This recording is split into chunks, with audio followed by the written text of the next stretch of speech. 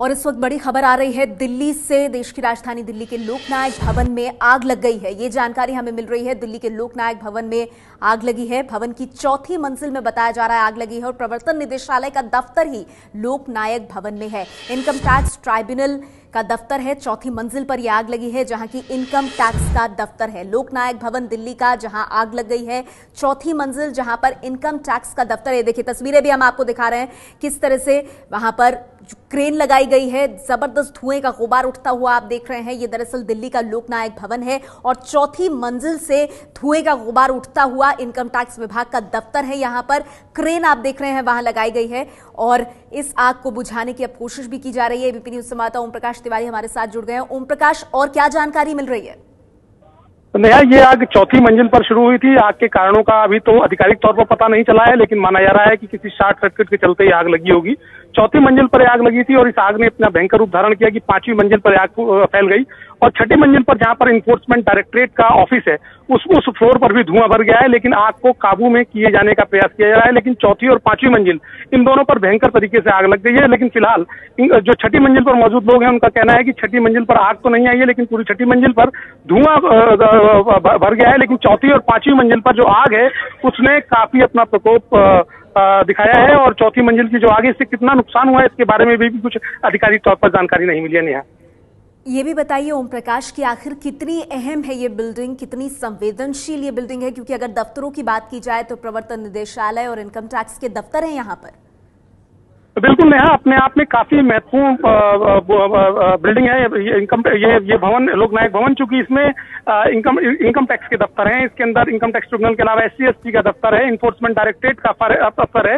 इसके अलावा 84 राइट्स का जो स्पेशल इन्वेस्टिगेशन टीम है वो भी यहीं बैठती है। विदेश होम मिनिस्ट्री के भी कुछ दफ्तर यहाँ पर है। 11 लगभग 9 मंजिल का ये पूरा भवन है लोकनायक भवन और पहली मंजिल पर भी इसमें कुछ ऑफिसेज हैं जो मिनिस्ट्री ऑफ होम अफेयर्स से रिलेटेड बताए जाते हैं। तीसरी मंजिल पर भी मिनिस्ट्री ऑफ होम अफेयर्स का दफ्तर है। यानी कुल मिलाकर पूरी की पूरी जो बिल्डिंग है सरकारी अधिकारियों की यहाँ पर कोई भी प्राइवेट दफ्तर नहीं है। पूरी की पूरी जो 9 फ्लोर है वहाँ पर केवल सरकारी अधिकारी बैठते हैं और उनसे रिलेटेड अनेक महत्वपूर्ण फाइलें सरकारी बिल्डिंग में रखी जाती है। जैसा कि ओम प्रकाश आप बता रहे हैं, आप बने रहिए हमारे साथ। एक बार जल्दी से अपने दर्शकों को बता दें, जो तस्वीरें आप देख रहे हैं दिल्ली के लोकनायक भवन की हैं। चौथी मंजिल से आग की शुरुआत हुई, चौथी मंजिल में आग लगी और उसके बाद धुएं का गुबार किस तरह से इस पूरी मंजिल को अपनी चपेट में लेता हुआ। एबीपी न्यूज संवाददाता ओम प्रकाश तिवारी लगातार हमारे साथ बने हुए हैं। ओम प्रकाश, कुछ जानकारी मिल पा रही है कि फायर ब्रिगेड की कितनी गाड़ियां मौके पर पहुंची हैं और कब तक इस आग पर काबू पाया जा सकेगा? नेहा, मैं आपको बता दूं कि लोकनायक भवन जहां पर ये स्थित है काफी सकरा इलाका है, बगल में ही खान मार्केट है, काफी सकरा इलाका है ये।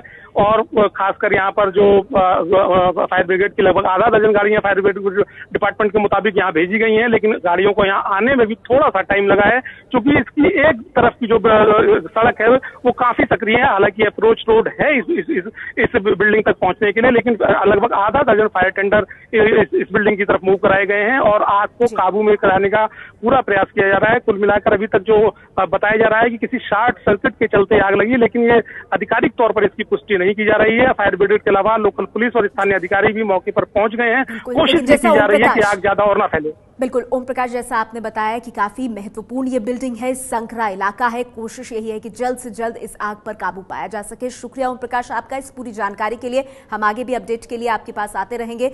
ये है एबीपी न्यूज, आपको रखे आगे।